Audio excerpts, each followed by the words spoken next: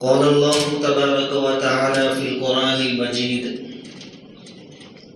أعوذ بالله من الشيطان الرجيم بسم الله الرحمن الرحيم يا أيها الذين آمنوا ادخلوا في السلم كافة ولا تتبعوا خطوات الشيطان إنه لكم عدو مبين صدق الله العظيم۔ بزرگوں اور پیارے بھائیوں، اللہ تعالیٰ کا بڑا کرم اور بڑا احسان ہے کہ ہم سب کو ایمان کی دولت سے نوازا ہے۔ اللہ تعالیٰ سے ہماری دعا ہے جب تک ہمیں اس دنیا میں زندہ رکھیں، ایمان اور عقائد کی سلامتی کے ساتھ زندہ رکھیں، اور جس وقت اللہ رب العزت ہمارے لیے موت کا فیصلہ فرمائے، ایمان والی، اپنی رضامندی والی، قابل رشک موت نصیب فرمائے۔ قرآن کریم کی ایک آیت کریمہ کی میں نے تلاوت کی، اس میں اللہ رب العزت ایمان والوں سے کہہ رہے ہیں، یا ایھا الذین آمنو، اے ایمان والوں، ادخلوا فی السلم کافہ، ایمان میں پورے کے پورے داخل ہو جاؤ۔ یہاں تعجب ہوتا ہے کہ ایمان تو پہلے سے ہے، لیکن اللہ تعالیٰ کہہ رہے کہ ایمان میں داخل ہو جاؤ، کافہ، پورے پورے داخل ہو جاؤ۔ وَلَا تَتَّبِعُوا خُطُوَاتِ الشَّيْطَانِ، شیطان کے نقش قدم پر مت چلو، إِنَّهُ عَدُوٌّ مُبِينٌ، وہ تمہارا کھلا ہوا دشمن ہے۔ یعنی اللہ رب العزت ہم سے مطالبہ فرما رہے ہیں کہ 100% دینداری تمہارے اندر ہونی چاہیے۔ اسلام کی رسی، اسلام کا حلقہ تمہاری گردن میں 100% ہونا چاہیے۔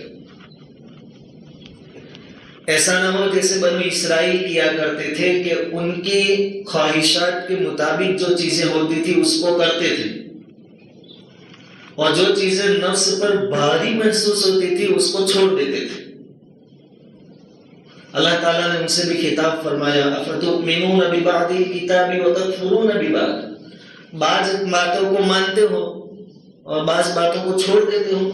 اللہ تعالیٰ ہم سے کہہ رہے ہیں کہ ایسا تم مت کرنا۔ 100% دینداری، شریعت کے دائرے میں ہر آدمی، ہر ایمان والے کے گلے میں شریعت کا فندہ ہونا چاہیے۔ حضرت علی رضی اللہ تعالیٰ عنہ جب خلیفۃ المؤمنین تھے، مسلمانوں کے خلیفہ تھے، آپ کی زرہ گم ہو گئی۔ آپ نے ایک یہودی کے پاس اس کو دیکھا۔ حضرت علی رضی اللہ تعالیٰ عنہ نے فرمایا کہ یہ زرہ میری ہے۔ وہ یہودی کہنے لگا کہ اگر آپ کی ہے تو کوئی گواہ لائیے، نہیں تو پھر قاضی کے پاس جاتے ہیں۔ ابھی امیر المؤمنین ہے، خلیفۃ المسلمین ہے، یہ مقدمہ پہنچا قاضی کے پاس، جج کے پاس۔ اس وقت قاضی تھے قاضی شریح رحمت اللہ علیہ۔ دیکھا کہ امیر المؤمنین آ رہے ہیں، انہوں نے ان کی تعظیم میں اپنی جگہ سے کھڑا ہونا چاہا۔ حضرت علی رضی اللہ تعالیٰ عنہ نے کہا بیٹھ جائیے۔ پوچھا کیا ہوا؟ کہا کہ اس یہودی کے پاس جو زرہ ہے وہ میری ہے، گم ہو گئی تھی، اس کو ملی ہے۔ اب امیر المؤمنین ہے، اس کا مطلب یہ نہیں ہوا کہ بغیر مقدمے کی سماعت کیے، دونوں فریق کی بات سنے بغیر ان کے حق میں فیصلہ ہو جائے۔ قاضی شریح رحمۃ اللہ علیہ نے فرمایا کہ اس پر 2 گواہ آپ کو پیش کرنے پڑیں گے، کیونکہ شریعت کا قاعدہ اور مسئلہ یہ ہے کہ جو دعویٰ کرے اس کو 2 گواہ لانے پڑتے ہیں۔ حضرت علی رضی اللہ تعالیٰ عنہ نے کہا کہ 2 گواہ میرے پاس ہے، ایک آپ کا غلام وہ گواہ میں ہے، اور دوسرے گواہ کے طور پر آپ کے بیٹے حضرت حسن اور حسین ہیں رضی اللہ تعالیٰ عنہ۔ قاضی شریح رحمۃ اللہ علیہ نے فرمایا کہ آپ کے غلام کی گواہی تو قبول ہوگی، لیکن شریعت میں بیٹے کی گواہی باپ کے حق میں قبول نہیں ہوتی، اس لیے یہ گواہ نہیں چلیں گے، اس کے علاوہ کوئی گواہ ڈھونڈ کر لاؤ۔ یہ مقدمہ کس کے خلاف؟ امیر المؤمنین حضرت علی۔ قاضی اس وقت کے جج صاحب کہہ رہے ہیں کہ یہ آپ کے جو دو بیٹے ہیں، حضرت علی رضی اللہ تعالیٰ عنہ کے بیٹوں کے بارے میں حضور نے فرمایا الحسن والحسین سیدہ شباب اہل الجنہ، جو ہم خطبے میں سنتے ہیں کہ حسن اور حسین جنت کے نوجوانوں کے سردار ہیں۔ کہا کہ وہ سردار اپنی جگہ سر آنکھوں پر، لیکن ان کی گواہی قبول نہیں ہوتی۔ حضرت علی رضی اللہ تعالیٰ عنہ نے پھر فرمایا کہ ان کے علاوہ میرا کوئی گواہ نہیں ہے میرے پاس، تو اس زرہ کا فیصلہ یہودی کے حق میں ہوا۔ یہ ہے اپنے آپ کو شریعت کے دائرے میں رکھنا۔ امیر ہے تو کیا ہے؟ آج ہم کیا دیکھتے ہیں بھائی، نیتا لوگوں کے لیے قانون الگ، پیسوں والوں کا قانون الگ، غریبوں کے لیے الگ، لیکن اس زمانے میں ایسا نہیں تھا۔ ایک بہت معزز قبیلہ تھا، خاندان تھا، قبیلہ مخزوم۔ اس قبیلے کی ایک عورت جس کا نام تھا فاطمہ، اس نے چوری کی۔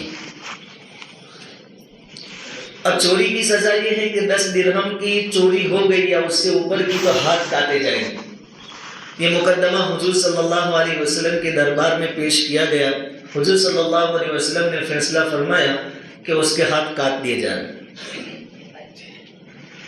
اب قبیلہ مخزوم کے جو لوگ تھے ان کو یہ فکر ہوئی کہ اگر ہمارے خاندان کی کسی عورت کا ہاتھ کاٹا گیا تو یہ ہمیشہ کے لیے ہمارے لیے دھبا ہو جائے گا، لوگ ہمیں تانا دیں گے۔ لڑکے لڑکیوں کی رشتہ داری کا مسئلہ آئے گا تو اس بات کو یاد کریں گے کہ یہ قبیلے کی عورتیں بھی چوری کرتی ہیں، ہمیشہ کے لیے دھبا ہو جائے گا۔ تو کسی طرح ہاتھ نہ کاٹے جائے اس کی کوشش کی جائے۔ لیکن بات یہ ہے کہ حضور صلی اللہ علیہ وسلم کے سامنے بات کون رکھے گا، سفارش کون کرے؟ تو ایک ایسے آدمی کو پسند کیا گیا جو حضور کو بہت محبوب تھے، اور ان کے والد صاحب جو تھے وہ بھی حضور کے بہت لاڈلے اور چہیتے تھے، اور وہ حضرت اسامہ بن زید رضی اللہ تعالیٰ عنہ۔ حضرت زید سے بھی حضور کو بہت محبت تھی، اور حضرت اسامہ کو تو گویا حضور نے اپنا بیٹا بنا رکھا تھا۔ کہا کہ حضور کے چہیتے اور لاڈلے ہیں، حضور سے ان کے پاس سفارش کرواتے ہیں کسی طرح ہمارے خاندان کی عورت کے ہاتھ نہ کاٹے جائیں۔ حضرت اسامہ بن زید رضی اللہ تعالیٰ عنہ ہمت کر کے حضور کے پاس پہنچے اور عرض کیا کہ ایسا ایسا واقعہ ہے اور خاندان والے پریشان ہیں کہ ہاتھ نہ کاٹے جائیں، اس کے بدلے میں ہم مال دے دیتے۔ لیکن شریعت کا مسئلہ تھا، اور شریعت کا دائرہ سب کے لیے، آدمی کتنی اونچی پوسٹ پر ہو، کتنا قریبی آدمی ہو، وہاں کسی کی رعایت نہیں ہوتی۔ حضور صلی اللہ علیہ وسلم کے سامنے جب بات رکھی گئی، حضور صلی اللہ علیہ وسلم ناراض ہو گئے، آپ کے چہرے کا رنگ بدل گیا، اور حضور نے جو الفاظ کہے اسلام کی حقانیت کہ یہاں لاگوت نہیں چلتی، حضور نے فرمایا لو کانت فاطمہ بنت محمد سرقت، اگر یہ تو قبیلہ مخزوم کی فاطمہ ہے، اگر محمد یعنی اپنی بیٹی میری بیٹی فاطمہ اگر چوری کرتی تو اس کے بھی ہاتھ کاٹے جاتے رضی اللہ تعالیٰ۔ تو شریعت کا دائرہ سب کے لیے، اس لیے ہمیں بھی اگر کامیابی چاہیے تو شریعت کا توق اپنے گلے میں رکھ کر زندگی گزاریں، اپنے آپ کو شریعت کے حوالے کر کے زندگی گزاریں۔ ایسا نہ ہو کہ جو چیزیں ہمارے آسان محسوس ہو اس میں تو ہم شریعت کو مانیں، اور جن میں پھر ہماری خواہشات کو کیسا کرنا ہے چاہے وہ گناہ ہو اس کو ہم کر دیں۔ یہ اس لیے کہہ رہے ہیں کہ آج کل ہمارے دماغوں میں ایک آزادی کا بھوت سوار ہے، ایک ایسا ماحول کریٹ ہو رہا ہے، بن رہا ہے کہ شریعت کے احکام گویا مشکل معلوم ہو رہے، ایسا لگ رہا ہے جیسے ہمیں کسی نے پنجرے میں قید کر دیا۔ تو یاد رکھیں کہ اسی قید کی وجہ سے ہی تو جنت ملنے والی ہے۔ حضور صلی اللہ علیہ وسلم نے ایسے ہی تھوڑی فرمایا کہ دنیا سجن المؤمن، دنیا مومن کے لیے قید خانہ ہے، یہاں پابندیاں عائد ہوگی، یہاں رب چاہی زندگی آپ کو گزارنی پڑے گی تو وہاں من چاہی زندگی گزارنے کا موقع ملے گا۔ کہ آزادی کا جو خیال ہے اس کو اپنے دماغ سے نکال کر اپنے آپ کو شریعت کے تابع کریں۔ صحابہ کرام نے ہمیشہ آخرت کو اپنے سامنے رکھا، اس کو سامنے رکھ کر کام کیے۔ دنیا جب صحابہ کرام کے پاس آتی تھی تو وہ ڈرتے تھے۔ حضرت ابو الدرداء رضی اللہ تعالیٰ عنہ بہت بڑے اونچے درجے کے صحابی ہیں۔ ان کی بیٹی کا رشتہ آیا۔ کہاں سے آیا؟ حضرت امیر معاویہ رضی اللہ تعالیٰ عنہ کے بیٹے ہیں یزید، جن کے زمانے میں حضرت حسین رضی اللہ تعالیٰ عنہ کو شہید کیا گیا۔ اب یہ وقت کے امیر ہیں، ظاہری بات ہے اس وقت کا دنیاوی اعتبار سے سب سے اونچا خاندان کہلائے تھے، کیونکہ امیر ہے، بادشاہ ہے۔ جب بات آئی حضرت ابو الدرداء رضی اللہ تعالیٰ عنہ کے پاس کہ آپ کی بیٹی کا ہاتھ ہم مانگتے ہیں، حضرت ابو الدرداء رضی اللہ تعالیٰ عنہ نے منع فرما دیا، میں آپ کو اپنی بیٹی نہیں دوں گا۔ ہم جیسے لوگ ہوں تو ہم کیا سوچتے کہ اتنا اونچا خاندان، اتنے بڑے گھر کا آدمی امیر ہے، میری بیٹی خوشحالی کے ساتھ زندگی گزارے گی، لیکن انہوں نے ایسا نہیں سوچا، منع کر دیا۔ پھر ایک غریب مسلمان نے ہاتھ مانگا حضرت ابو الدرداء رضی اللہ تعالیٰ عنہ سے، تو اس کو خوشی خوشی لڑکی دے دی۔ پھر کسی نے کہا کہ اللہ کے بندے اتنا اچھا ٹھکانہ آپ کو مل رہا تھا، یزید کا گھر مل رہا تھا، آپ نے اس کو بیٹی نہیں دی اور ایک غریب کو دے دی۔ اس وقت کے جو الفاظ تھے حضرت ابو الدرداء رضی اللہ تعالیٰ عنہ، یہ الفاظ تھے کہ اگر میں یزید بن معاویہ کو اپنی بیٹی دیتا تو اس کے گھر میں تو کیا ہے، سونے چاندی اور جواہرات کے ڈھیر پڑے، ہر وقت میری بیٹی کے پاس 2 5 10 خادمائیں ہوتی، ہر چیز بیڈ پر بیٹھے بیٹھے میری بیٹی کی پوری ہو جاتی، جو بھی تقاضا ہوتا پورا ہو جاتا۔ لیکن ان چیزوں کے سامنے ہوتے ہوئے اس کو آخرت کی یاد کیسے آتی؟ کوئی تکلیف ہی نہ ہو، آسانیاں ہی آسانیاں ہو، تو اس کا دھیان آخرت کی طرف کیسے جاتا؟ میں یہ چاہتا ہوں کہ سہولتوں کی بجائے تھوڑی مشقت میں زندگی گزرے، اللہ کی یاد باقی رہے۔ تو ہماری سوچ میں اور ان کی سوچ میں بہت فرق تھا۔ آج کتنی شرم کی بات ہے، یہ چیزیں سننے میں آ رہی ہیں کہ مسلمان لڑکیاں داڑھی ٹوپی والوں سے نکاح کرنے کے لیے تیار نہیں، نہ بولے، اور علماء کو لڑکیاں ملنا مشکل ہو رہا ہے، اور صحابہ کرام وزراء اور بادشاہوں کو ٹھکرا دیتے تھے کہ آپ کو نہیں دینی۔ ایک بالکل غریب، چاہے رنگ روپ میں کالا ہو کیسا بھی ہو، نمازی ہے، اس کو دے دیتے تھے۔ پوری سوچ ہماری تبدیل ہو گئی۔ دوسری ایک پریشانی کی بات یہ ہے کہ آدمی مان لو کہ دیندار بننا بھی چاہتا ہے، تو چونکہ آزمائشوں کا دور ہے تو کبھی کیا ہوتا ہے کہ آدمی دیکھتا ہے کہ چلو مسئلے دیکھ کر اپنی زندگی گزارے، شریعت کو سامنے رکھ کر گزارے، تو کبھی کبھی ایسے لوگوں کے ہاتھ میں چلا جاتا ہے کہ آدمی بیچارہ کنویں سے نکل کر کھائے بھی گر جاتا ہے۔ ابھی شکیل بن حنیف کا فتنہ ہے، ہمارے اس صورت کے بھی کافی علاقے متاثر ہیں، اون ہے وغیرہ۔ ابھی ایمان کے مسئلے، نبوت کا دعویٰ کر رہا ہے۔ علماء یہاں تک فرماتے ہیں کہ اگر کوئی دعویٰ کرے کہ میں نبی ہوں اور کوئی اس سے پوچھے نبی ہونے پر دلیل دے، دلیل مانگنے والا کافر ہو جائے گا، کیونکہ حضور نے فرما دیا، قرآن نے فرما دیا میں خاتم النبیین ہوں، میرے بعد کوئی نبی نہیں، پھر تم کو دلیل مانگنے کی ضرورت کیا ہے؟ پھر وہاں سے تھوڑے آگے بڑھے، آدمی دیندار بننا بھی چاہے تو دوسری آزمائش ہے کہ بھائی غیر مقلدوں کا دور ہے، غیر مقلد مسلمان ہے لیکن 4 بڑے اماموں میں سے کسی کو نہیں مانتے، امام ابو حنیفہ کو نہیں مانتے، امام شافعی کو نہیں مانتے، امام مالک کو نہیں مانتے، امام احمد بن حنبل کو نہیں مانتے۔ بس ان کا کہنا یہ ہے کہ اللہ نے ہمیں دماغ دیا ہے، ہم قرآن پڑھتے ہیں، حدیث پڑھتے ہیں، اس سے جو مسئلے ہماری سمجھ میں آتے ہیں وہ برابر ہے۔ پھر امام ابو حنیفہ کو ماننے کی کیا ضرورت ہے؟ ہم الحمدللہ مقلد ہیں، اور ہمارے یہاں اکثر طبقہ بلکہ سب لوگ امام ابو حنیفہ رحمۃ اللہ علیہ کی تقلید کرتے ہیں، اور اسی میں ہمارے لیے نجات ہے کہ ہم دعویٰ کر کے کہہ سکتے ہیں کہ میں جو قرآن کا مطلب سمجھتا ہوں وہ 100% صحیح ہے۔ ہماری سمجھ امام ابو حنیفہ کی سمجھ کے برابر ہو سکتی ہے؟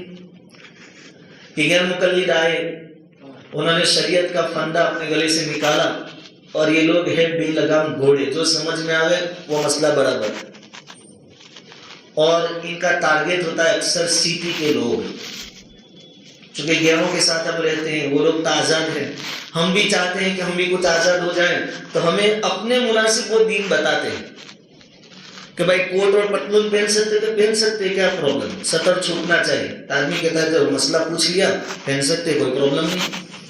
اور ہم کہیں گے کہ بھائی ٹھیک ہے سطر چھوٹ جاتا ہے لیکن یہ غیروں سے مشابہت ہے، بعد میں کہیں کہ یار ادھر تو بہت پریشانی، ادھر والا برابر ہے۔ لیکن یہ جو پریشانیاں جن کو ہم سمجھ رہے ہیں، قید جس کو سمجھ رہے ہیں، اس پر جنت ملنے والی ہے۔ الدنیا سجن المؤمن۔ تو اپنے آپ کو شریعت کے تابع کرے 100%۔ غیر مقلدین کی ایک بات میں آپ کو بتاؤں کہ آدمی 3 طلاق دے تو وہ کہتے ایک ہی ہوتی ہے، وہ ساتھ میں بھی رہ سکتے ہیں، پھر ایک ہی ہوئی ہے۔ ایک ساتھ کوئی آدمی بیوی کو 3 طلاق دے، وہ کہتے کہ ایک ہی ہوگی، 3 نہیں ہوگی۔ اب ایک ہی ہوئی تو ساتھ میں رہ سکتے ہیں۔ ہم کہتے ہیں 3 طلاق ہو گئی، اب یہ حرام ہو گئی، اب حلالے کے بغیر واپس نہیں آ سکتے۔ ان کے کچھ لطیفے بھی ہیں کہ بھائی ایک غیر مقلد کا انتقال ہو گیا، مر گیا، تو اس کی جنازے کی نماز میں ایک حنفی بھی پہنچا جو امام ابو حنیفہ کو مانتا تھا۔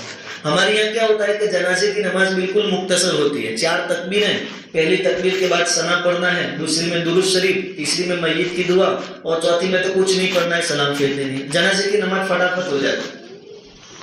اب یہ غیر مقلدین جنازے کی نماز میں لمبی چوڑی دعائیں کرواتے ہیں۔